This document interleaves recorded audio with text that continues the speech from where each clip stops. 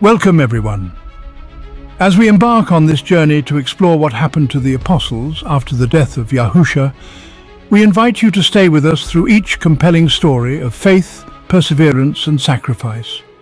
These men transformed the world with their unwavering commitment to spreading the message Yahusha, and their legacy continues to inspire believers today. So grab your notebooks and open your hearts, because what you're about to learn is not just history. It's a powerful testament to the impact of faith in action. After Yahusha's death and resurrection, he gave his disciples the Great Commission, instructing them to go therefore and make Talmidim, disciples of all nations. Matthew 28:19-20. Following Yahusha's ascension, the apostles began to spread his message, establishing assemblies and enduring significant challenges, including persecution. This video will trace each apostle's journey, exploring how they fulfilled their mission and what ultimately became of them.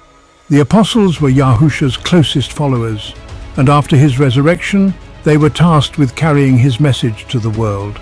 Through their sacrifices, the good news reached many regions, leading to the growth of early communities of believers across the Roman Empire and beyond. But the journey was not easy. Many faced rejection, exile, and martyrdom. Each apostle's story reveals the depth of their commitment to Yahusha and the power of YAHUAH working through them.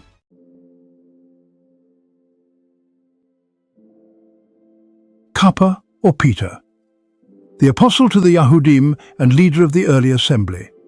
Kappa, also known as Peter, was a fisherman before being called by Yahusha to be a fisher of men. He is often seen as the leader of the apostles, playing a prominent role in the early assembly in Jerusalem. Kappa's ministry took him from Jerusalem to places like Antioch, Rome, and possibly Babylon. Known for his boldness, Kappa preached to both Yahudiym and Goyim, emphasizing Yahusha as the promised Mashiach. Ma'ashim, Acts. Chapter 2:38-41 recounts Kappa's sermon on Shavuot, where he addressed a large crowd, resulting in about 3,000 people coming to belief. According to historical accounts, Kappa was eventually martyred in Rome around 64 to 68 CE during the reign of Emperor Nero. Tradition holds that he was crucified upside down at his own request, as he felt unworthy to die in the same manner as Yahusha.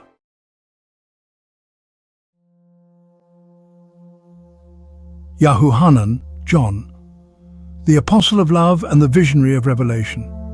Yahuhanan, often referred to as the beloved disciple, is known for his deep love for Yahusha and his theological insights.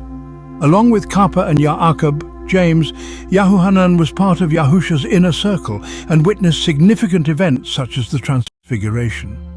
Yahuhanan played a central role in the early assemblies in Jerusalem and later in Ephesus. He is traditionally credited with writing the Basura, Gospel of Yahuhanan, 3 letters, and the book of Hazun, Revelation.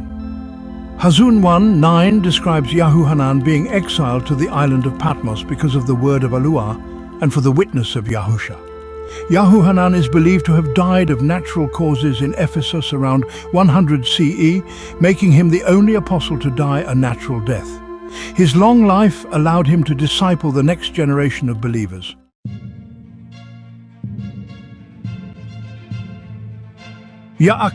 James the Greater, the first martyr among the apostles. Yaakov, son of Zabdi, was one of Yahusha's first disciples and a member of his inner circle. Known for his fiery personality, Yaakov was deeply committed to Yahusha's teachings. Yaakov ministered primarily in Jerusalem. His bold preaching put him in conflict with the religious authorities. Ma'ashim, Acts. Chapter 12, 1-2 records Yaakov's martyrdom, ordered by King Herod Agrippa around 44 CE. He was the first apostle to be martyred, marking a time of increased persecution for the early assembly.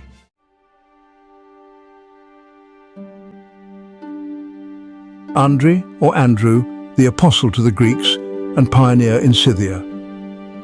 Andrew, the brother of Kappa, is known for his missionary zeal and willingness to reach out to different cultures. Andrew is traditionally credited with spreading Yahusha's message in regions such as Scythia, which is modern-day Ukraine and Russia, Yavan, which is Greece, and possibly Asia Minor. According to tradition, Andrei traveled to areas populated by Greek-speaking peoples and played a significant role in spreading the message outside Yahudiym communities. Tradition states that Andrei was crucified on an X-shaped cross in the Greek city of Patras around 60 CE. He was said to have continued preaching to onlookers even while on the cross, displaying a deep commitment to Yahusha.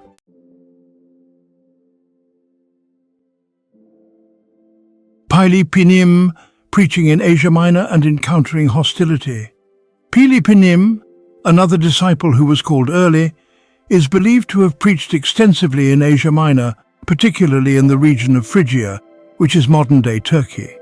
Pili-Pinim's ministry brought him into conflict with local authorities who opposed his message. He performed miracles and healings, which gained him both followers and enemies.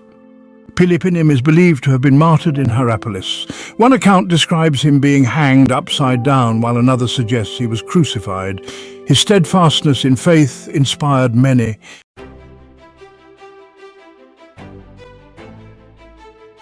Bartholomew, also known as Nathaniel, the apostle to Armenia and India. Bartholomew is thought to have traveled to regions like Armenia, Persia, and possibly Hodu, which is India. Tradition holds that Bartholomew carried a Hebrew copy of the Basura of Matithyahu, which he used in his ministry to Yahudiym and other audiences. Accounts vary, but Bartholomew is believed to have been flayed alive and then beheaded in Armenia. His courage in facing such a brutal death left a profound legacy among early believers.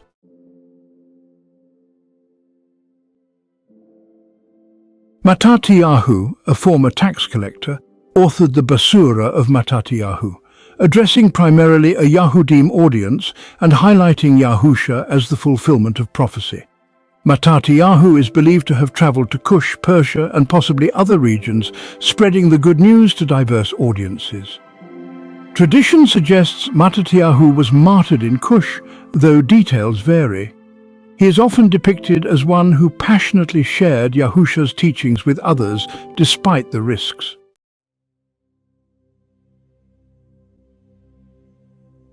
Toma, known for doubting Yahusha's resurrection until he saw him, is believed to have traveled as far as Hodu to preach the good news.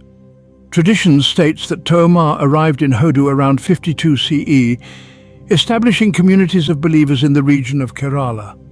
To this day, St. Thomas Christians trace their origins to his ministry.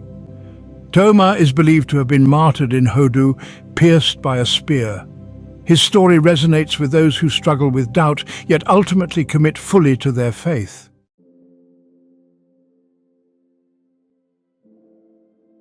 Yaakov, son of Alphai, is often called Yaakov the Less, to distinguish him from Yaakov, the brother of Yahuhanan. He became a prominent leader in the Yerushalayim assembly. Yaakov presided over the Yerushalayim Council, playing a key role in decisions regarding Gentile believers.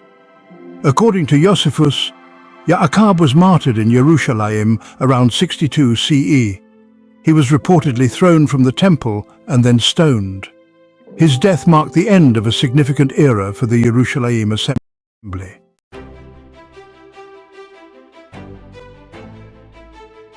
Yahudah, or Jude, also known as Thaddai, authored the Epistle of Yahudah, warning believers about false teachings and urging them to stay strong in faith. Yahudah's letter emphasizes perseverance, warning believers against ungodly influences and encouraging them to remain steadfast in their faith. Tradition suggests Yahudah ministered in places like Armenia and Persia and may have been martyred there. His epistle serves as a timeless reminder to stand firm in the truth.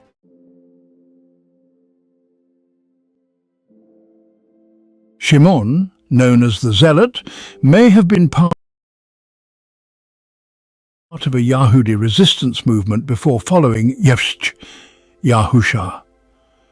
His zeal for the faith led him to become an ardent supporter of spreading the message of the kingdom.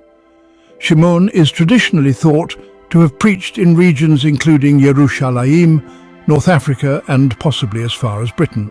Passion and commitment made him a vital part of the early assembly's efforts to reach various cultures.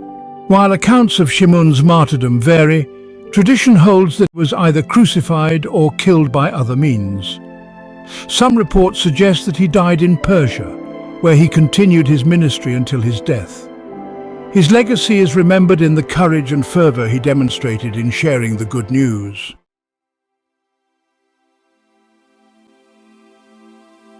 Matityahu, commonly known as Matthias, was chosen to replace Yehuda Iscariot after his betrayal of Yahusha and subsequent death. His appointment is significant as it underscores the importance of the original 12 in the foundational years of the early assembly. The selection of Matityahu is detailed in Ma'aser, Acts 1:23-26. After the ascension, the remaining apostles sought to fill the vacancy left by Yehuda. They prayed for guidance and cast lots between two candidates, Matityahu and Joseph Justus. The lot fell to Matityahu, confirming his role among the 12. Following his selection, Matityahu became an active participant in the early assembly, preaching the good news and supporting the work of the other apostles. While specific details of his ministry are less documented compared to some of the other apostles, it is believed that he traveled to various regions to spread the message. Tradition holds that Matityahu preached in areas such as Judea and possibly in the regions of the Caspian Sea or even as far as Ethiopia. Various accounts suggest that he met a martyr's death, potentially being stoned and then beheaded, affirming his unwavering commitment to the faith.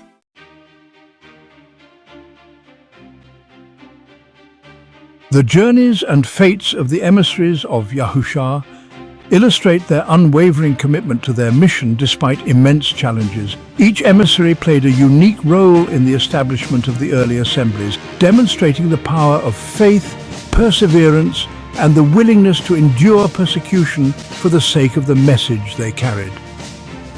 Their teachings and sacrifices laid the foundation for the spread of the good news throughout the known world, influencing countless lives.